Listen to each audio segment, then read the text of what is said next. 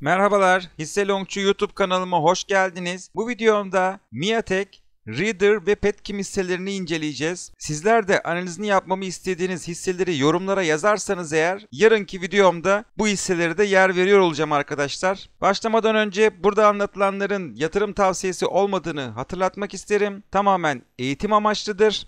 Şimdi Miatek hissemizde başlıyoruz arkadaşlar. Miatek hissemizde şöyle uzun zamandır gelen yatay bir seyir olduğunu görüyoruz. Yukarıda 63.20, alt tarafta da 38.50 seviyeleri arasında fiyatın gidip geldiğini görüyorsunuz arkadaşlar. Şu anda da yine 38.50 desteğine çok yakın vaziyette. Yarın belki burayı tekrardan bir test edebilir arkadaşlar. Burayı kırması durumunda 33.66'da bir desteğimiz var ve hemen akabinde 30.12 seviyelerinde bir desteğimiz daha var arkadaşlar. Dünkü kapanışla birlikte bir trend indikatörümüz sata dönmüş durumda.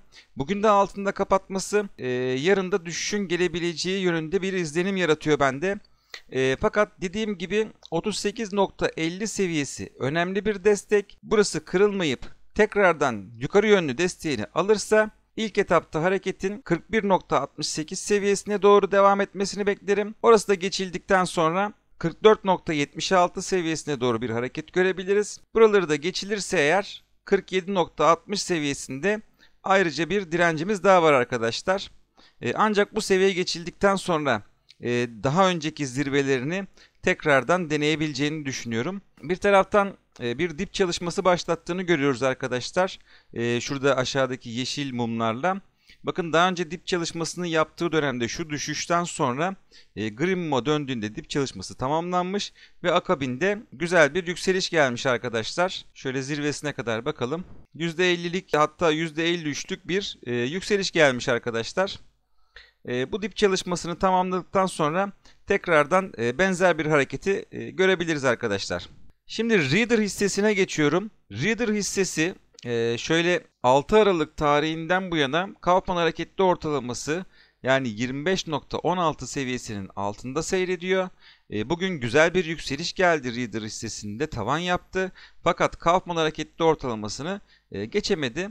Yarın da burayı geçemezse eğer ben düşüşün devamını beklerim.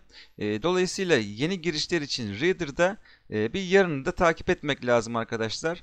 26.16 Kaufman hareketli ortalamasının üzerinde kalıp 2 günde yükseliş mumuyla kalabiliyorsa ilk etapta 30.04 seviyesine doğru bir tekrardan yükseliş görebiliriz arkadaşlar. Şöyle 4 saatlik grafiğimize bir bakalım. 4 saatlik grafiğimizde al gelmiş. Fakat dediğim gibi günlük grafikte de yükselişin devamını görmemiz lazım arkadaşlar. Şöyle bir regresyon çalışması yaparsak, şöyle düşen bir regresyon kanalı içerisinde fiyatımız hareket ediyor. Yarın da bu seviyenin üzerinde kapanış yapması durumunda düşen regresyon kanalında yukarı yönlü kırmış olacak arkadaşlar. Dediğim gibi yeni giriş düşünen arkadaşlar bir yarını da takip etmekte fayda var. Şimdi tekrardan günlük grafiğimize geri dönelim ve Petkim hissesine geçiyorum arkadaşlar. Petkim hissesinde de 11 Ekim tarihinden bu yana bir düşüş var. Daha önce şu 19.20 seviyelerinden desteğini almış. Hatta şurada 20 Kasım tarihinde alada dönmüş hissemiz.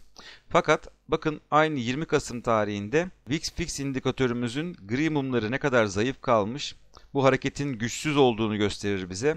Ve akabinde tekrardan düşüş yönlü aşağıya doğru dönmüş fiyat arkadaşlar. Ve 7 Aralık tarihinde de tekrardan hissemiz sata dönmüş arkadaşlar.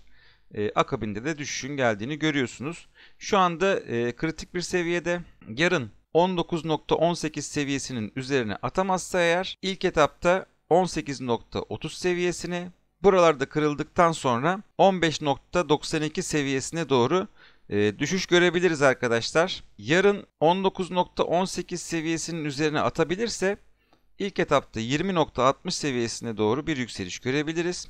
Fakat hala da Kaufman hareketli ortalamamızı geçmemiş oluruz bu durumda. Kaufman hareketli ortalamamız 21.10 seviyesinde. Bu seviye geçilip üzerinde 2 günde yükselişle kalmadan düşüş bitti diyemeyiz arkadaşlar Petkim hissesi için. Şurada ayrıca 21.82 seviyesinde bir direncimiz var. Buralarda önümüzdeki dönemde geçilebilirse eğer 23.96 seviyelerine doğru tekrardan bir yükseliş görebiliriz arkadaşlar. Borsada şu anda kritik dönemlerden geçiyoruz. Çok fazla yeni girişleri önermiyorum arkadaşlar. Belki kısa vadeli hani günlük ya da birkaç günlük böyle giriş çık şeklinde alım satımlar yapılabilir. Ama genel manada şu anda borsamız yatay seyirde. Bakın mesela dünkü kapanışında 7750 Fibonacci desteğinin altına sarkmıştı.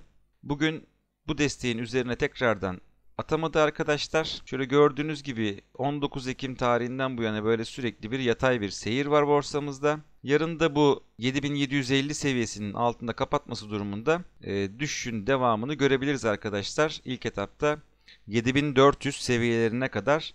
Bu nedenle tabi hisse özelinde hareketler olabilir ama yine de dikkatli olmak gerekir arkadaşlar. Yeni işlemlere girerken. Bu akşam aktaracaklarım bu kadar. Kanalıma abone olup bildirimleri açmayı unutmayın lütfen. Görüşmek dileğiyle.